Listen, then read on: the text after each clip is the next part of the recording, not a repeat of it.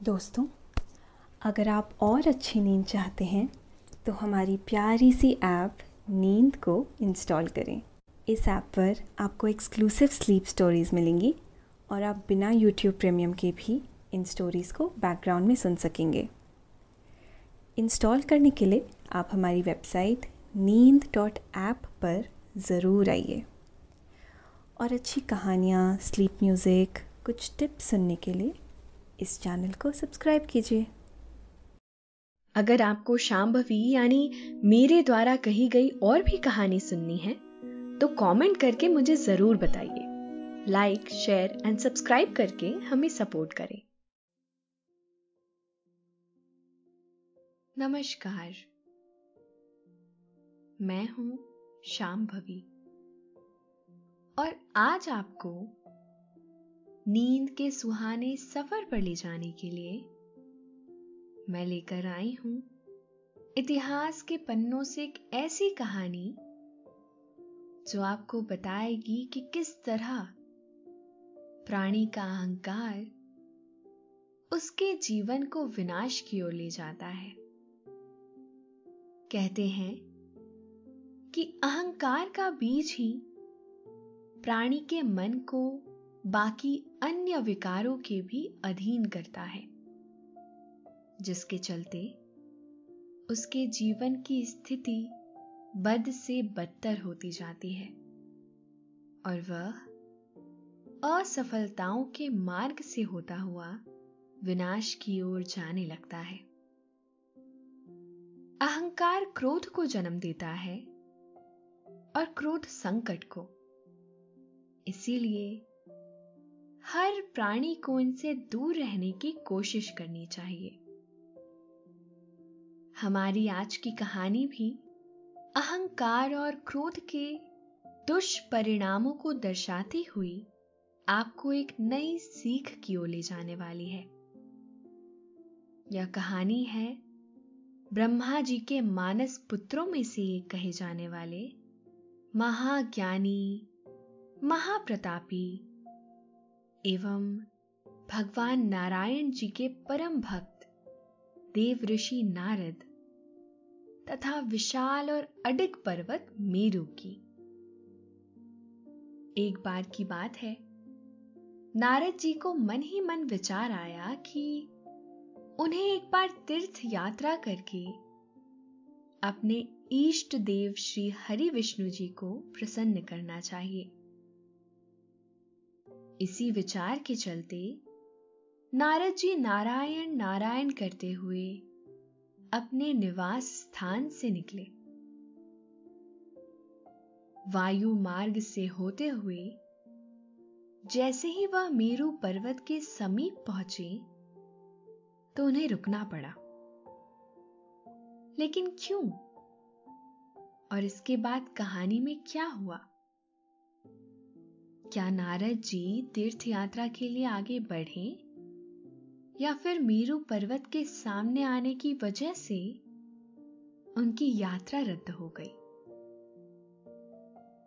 इन सभी सवालों का जवाब जानने के लिए सुनते हैं आज की कहानी।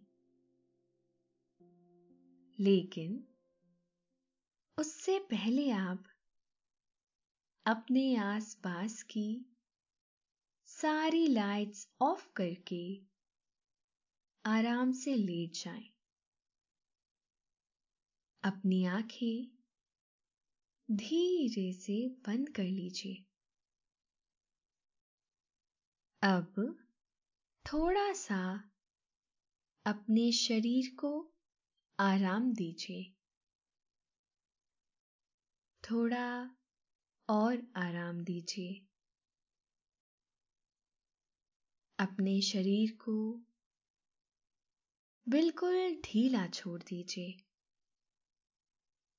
कोई टेंशन नहीं, कोई तनाव नहीं।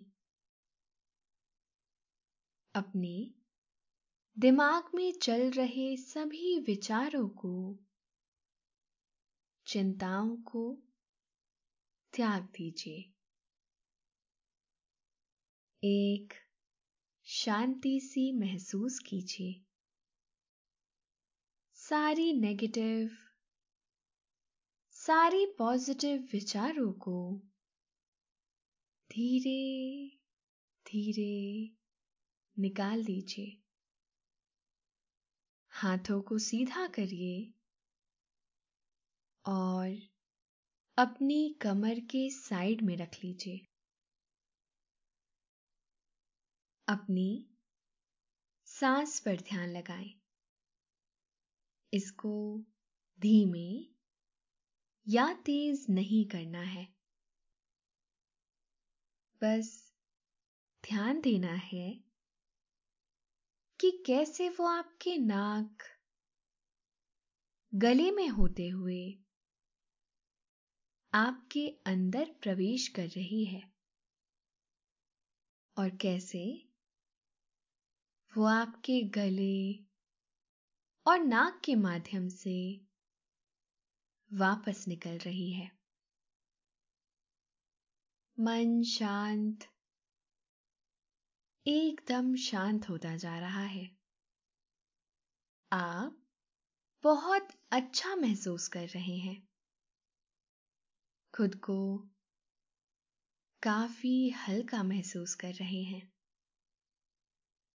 हर तरफ शांति है, सुकून है, खामोशी है। दोस्तों, यह कहानी है त्रिदेवों में से एक ब्रह्मदेव जी के मानस पुत्र, ब्रह्म ज्ञानी व महान तपस्वी देवऋषि नारद जी तथा विशाल और अडिग पर्वत मेरु की। दोस्तों, सबसे पहले आप ये जान लीजिए कि देवऋषि नारद जी की जो छवि आपने फिल्मों या अन्य सीरियल्स में देखे हैं, वह वैसे बिल्कुल भी नहीं है। सनातन धर्म के शास्त्रों के अनुसार नारद जी ब्रह्मदेव के 7 मानस पुत्रों में से एक हैं। वह एक महान नारायण भक्त तथा ब्रह्म ज्ञानी महापुरुष हैं। उन्होंने बहुत ही कठिन तपस्या से देव ऋषि का पद प्राप्त किया है। देव ऋषि नारद धर्म के प्रचार तथा लोक कल्याण कार्यों के लिए सदैव ही तत्पर रहते हैं। शास्त्रों में नारद जी की तुलना भगवान के हृदय से की गई है। इसी कारण की वजह से ही समस्त युगों में, लोकों में, विद्याओं में, उत्सवों आदि में नारद जी का सदा से प्रवेश रहा है। उन पर श्री हरि विष्णु जी की असीम कृपा बरसती है। सिर्फ देवताओं ने ही नहीं, बल्कि दानवों, गंधर्वों, तपस्वियों, मनुष्यों आदि ने भी नारद जी से परामर्श लिया है।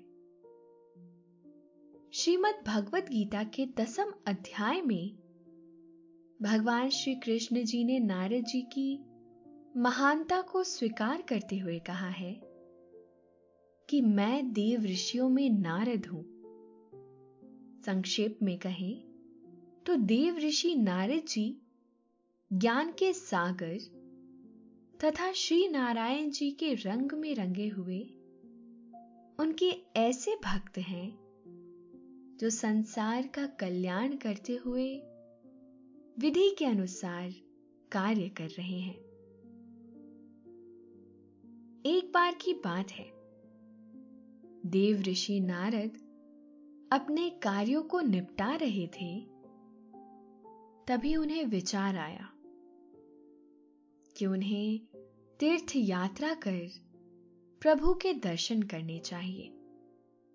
इससे प्रभु उन पर प्रसन्न होंगे और उन पर अपनी कृपा बरसाते रहेंगे।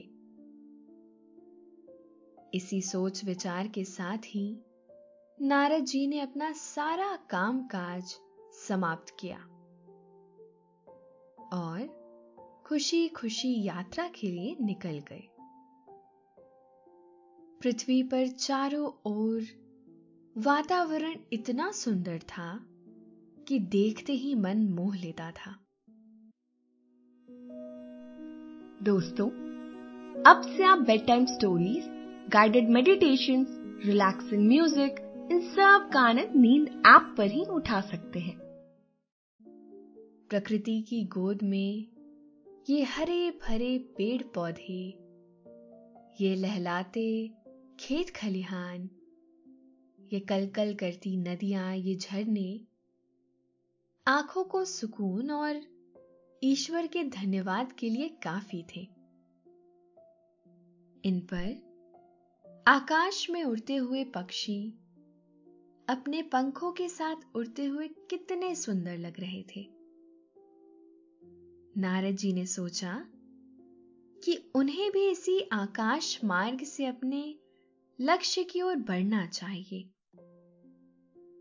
इस निश्चय के साथ ही नारद जी ने नारायण नारायण करते हुए अपने निवास स्थान से निकल गए। वह जहां से गुजरते वहां ही नारायण नारायण के स्वरों की मीठी मीठी ध्वनि सारे के सारे वातावरण को ही महका देती। उनका भगवान नारायण जी के शब्दों का यह सत्संग सारे के सारे आकाश में भक्ति के रंग की ऐसी बारिश कर रहा था कि उस बारिश की मधुर मधुर बूंदें जिस किसी के कानों में भी पड़ती उसका ही कल्याण हो जाता। और हो भी क्यों ना, आखिरकार नारायण नाम की महिमा ही इतनी है। और वैसे भी जहां ईश्वर की भक्ति होती है वहीं पर ही उनकी शक्ति भी समाई होती है। नारायण नाम में डूबे हुए नारद जी धीरे धीरे आगे बढ़ते ही चले जा रहे थे। जैसे ही वह थोड़ी दूर पहुंचे, उन्हें अपने सामने मेरू पर्वत दिखाई दिए। बहुत ही विशाल देह और बहुत ही बड़ा स्वरूप। यह मेरू पर्वत अपने अंदर ना जाने कितने ही जीव जंतु और वनस्पतियों को समाये हुए था। नारद जी ने अपने नम्र स्वभाव के अनुसार मेरू पर्वत को प्रणाम किया और बड़े ही आदरमय भाव से उनसे आगे जाने के लिए मार्ग मांगा। लेकिन ना जाने क्यों पर मेरू पर्वत अपने अहंकार में इतना डूबे हुए थे, उन्होंने बड़े ही कठोर शब्दों में देव ऋषि नारद जी के प्रणाम का उत्तर दिया और बड़े ही क्रोधित स्वर में उनसे पूछा, बताएं देवऋषि, ऐसी कौन सी विपदा आन पड़ी थी जो आपने मुझ जैसे बड़े पर्वत को जगाने का प्रयास किया? मेरू पर्वत से इस तरह के स्वर सुनकर देव ऋषि को पहले तो कुछ भी समझ नहीं आया। उन्हें समझ नहीं आ रहा था कि आखिर मेरू पर्वत इस तरह से उनसे बात क्यों कर रहे हैं। लेकिन वो कहते हैं ना, जब नाश मनुष्य पर छाता है पहले विवेक मर जाता है। कुछ ऐसा ही हो रहा था पर्वत मेरू के साथ भी। उन्हें बिल्कुल भी समझ नहीं आ रहा था कि वह आखिर किससे बात कर रहे हैं और किन शब्दों का प्रयोग कर रहे हैं। देव ऋषि नारद तो सब कुछ जानते थे, इसीलिए वह मेरू पर्वत के भीतर के अहंकार का प्रत्यक्ष देखने के लिए कुछ देर वहीं रुक गए और उनसे वार्तालाप करने लगे। वह मेरू पर्वत से निवेदन करते हुए बोले, नारायण नारायण। देखिए पर्वतराज, आपको जगाने की मेरी कोई मंशा नहीं थी। मैं तो अपने गृह से तीर्थ यात्रा के लिए निकला था। तभी मार्ग में इतना विशाल और विकराल पर्वत देखकर रुक गया। आपके स्वरूप से मैं जान गया कि यह पर्वत मेरू ही है। श्रीमान, आपका स्वरूप इतना विशाल है कि मैं बिना आपकी आज्ञा लिए यहां से भला कैसे जा सकता हूं। इसीलिए हे मेरू पर्वत, मैं आपसे प्रार्थना करता हूं कि आप मुझे तीर्थ यात्रा पर जाने के लिए थोड़ा सा मार्ग प्रदान करें, ताकि मैं अपने कार्य में सफल हो सकूं। नारायण नारायण। देव ऋषि नारद के मुख से यह बात सुनकर मेरू पर्वत बोले, वह तो ठीक है देव ऋषि, लेकिन मैं आपको मार्ग नहीं दे सकता। यदि आपको अपने कार्य के लिए जाना है तो दूसरा मार्ग ढूंढ लीजिए। दूसरा मार्ग? देव ऋषि नारद जी ने बड़ी ही व्याकुलता से मेरू पर्वत से पूछा। हां देव ऋषि, दूसरा मार्ग। मेरू पर्वत के शब्दों से अहंकार का विष टपकता हुआ साफ साफ देखा जा सकता था। देव ऋषि नारद जी समझ गए कि मैं नाम का दानव मेरू पर्वत के सर पर चढ़ गया है। अब देव ऋषि नारद जी ने अहंकारी मेरू पर्वत को सबक सिखाने की सोची। उन्होंने बड़े ही भोलेपन में मेरू पर्वत से कहा, लेकिन यदि मैं दूसरे मार्ग से गया तो मेरा बहुत सा समय नष्ट हो जाएगा। आप कृपा करके मुझे थोड़ा सा मार्ग दे दीजिए। आपको शायद मेरी बात समझ नहीं आई देव ऋषि। मैं केवल कुछ ही प्राणियों के लिए मार्ग छोड़ता हूं और मेरी उस सूची में आप बिल्कुल भी नहीं हैं। इसीलिए मैं आपको बिल्कुल भी मार्ग नहीं देने वाला। अच्छा होगा कि आप यहां से चले जाएं और अपना कार्य करें। मेरू पर्वत ने देव ऋषि नारद को साफ साफ मना करते हुए कहा। इस पर देव ऋषि बोले, तो मतलब आपने आज ठान लिया है कि आप मुझे मार्ग नहीं देंगे? जी हां, मैं आपको आज मार्ग नहीं देने वाला, मेरू पर्वत ने ऐंठते हुए कहा। यह सुन नारद जी थोड़ी देर के लिए मुस्कुराए और मेरू पर्वत से फिर बोले, हे मेरू पर्वत, यदि आपको स्वयं देवराज इंद्र कहें तो क्या तब भी आप मुझे मार्ग नहीं देंगे? बिल्कुल नहीं देव ऋषि।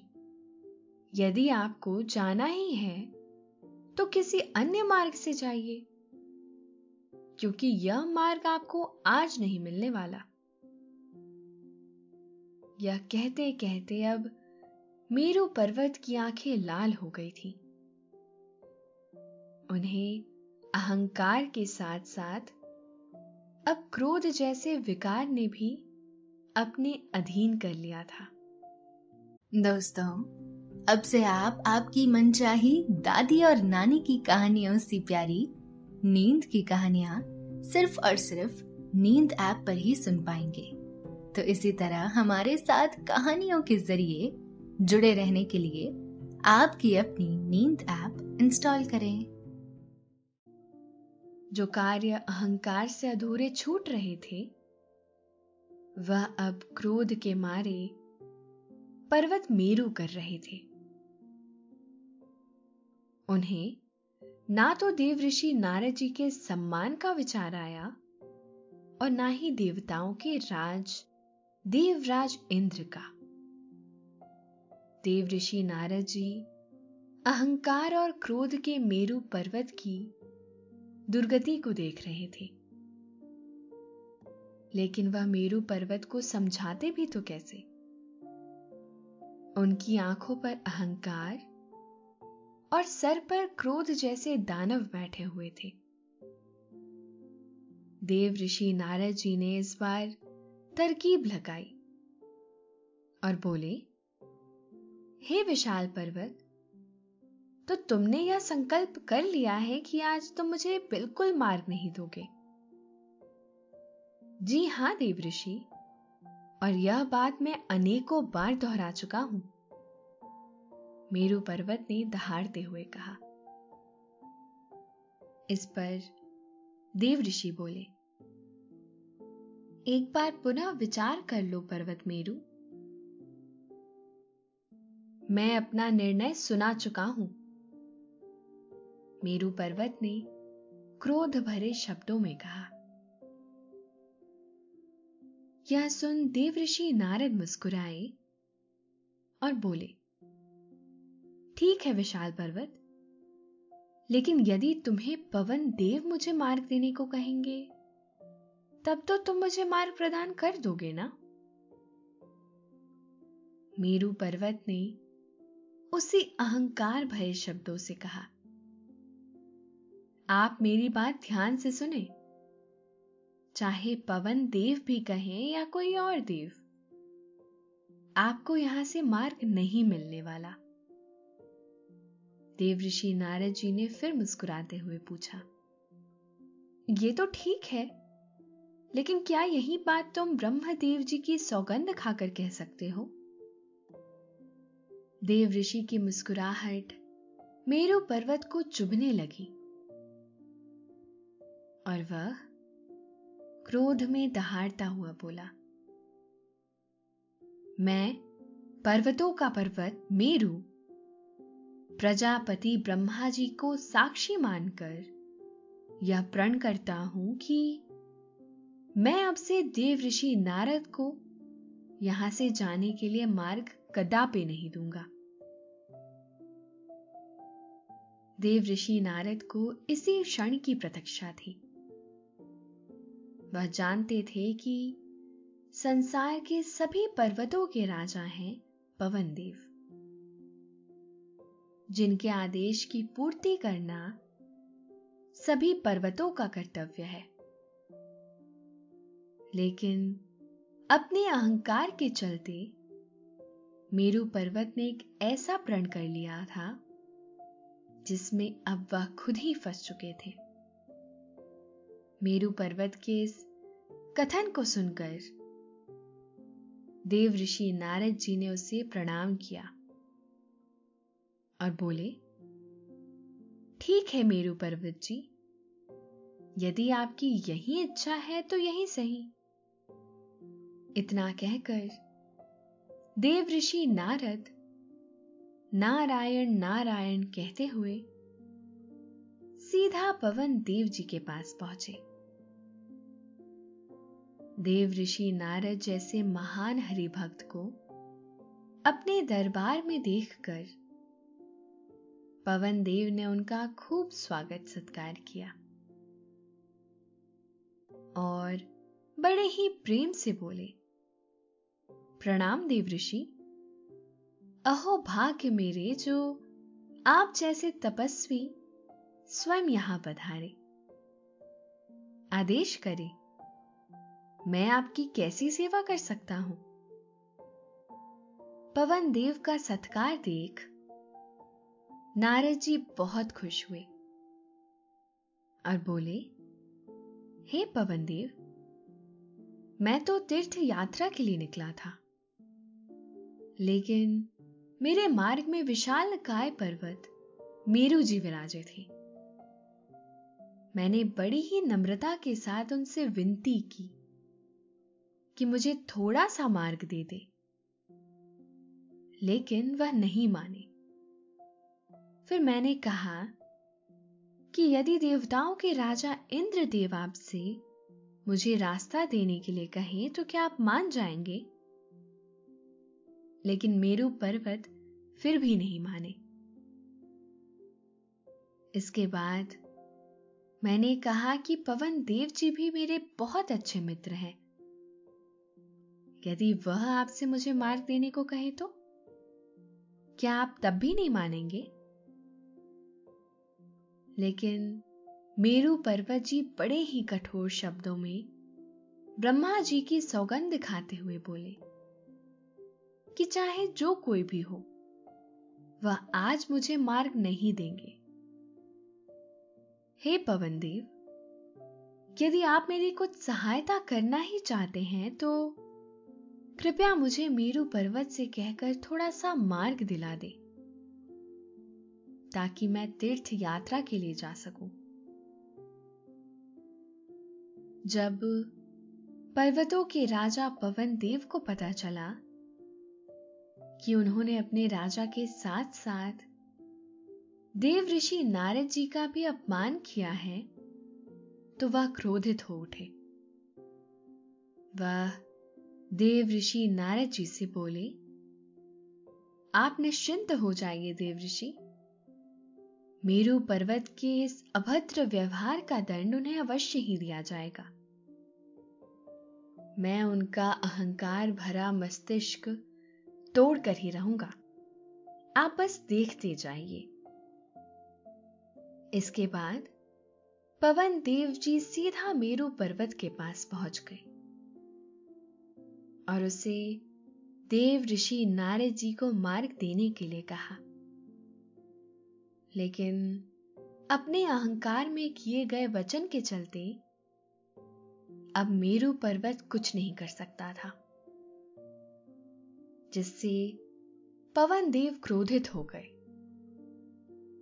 और अपने पूरे वेग के साथ बहने लगे। उनका वेग देखकर पर्वत में शरण लिए सभी पशु पक्षी अपनी जान बचाकर मेरू पर्वत को छोड़कर भाग गए। मेरू पर्वत अपनी पूरी शक्ति के साथ डटा रहा, लेकिन पवन देव का क्रोध अब थमने वाला नहीं था। वह इतनी तेजी से बहे कि देखते ही देखते मेरू पर्वत का अहंकार भरा शीश भूमि पर आ गिरा। भूमि पर गिरा अपना शीश देखकर मेरू पर्वत को अपनी भूल का स्मरण हो गया। पवन देव ने नारद जी को मार्ग दिया और मेरू को समझाया कि प्राणी को कभी भी स्वयं पर अहंकार नहीं करना चाहिए और ना ही अहंकार में कोई निर्णय लेना चाहिए, क्योंकि अहंकार प्राणी की बुद्धि का नाश कर धीरे धीरे उसे विनाश की ओर ले जाता है। तो दोस्तों, अभी आपने यह कहानी सुनी। अब आप काफी अच्छा महसूस कर रहे हैं और आपको नींद आ रही है। निंदिया रानी धीरे धीरे आपको सुला रही है। आपकी आंखें भारी हो रही हैं। आप नींद के आगोश में समाते चले जा रहे हैं, समाते चले जा रहे हैं। शुभ रात्रि।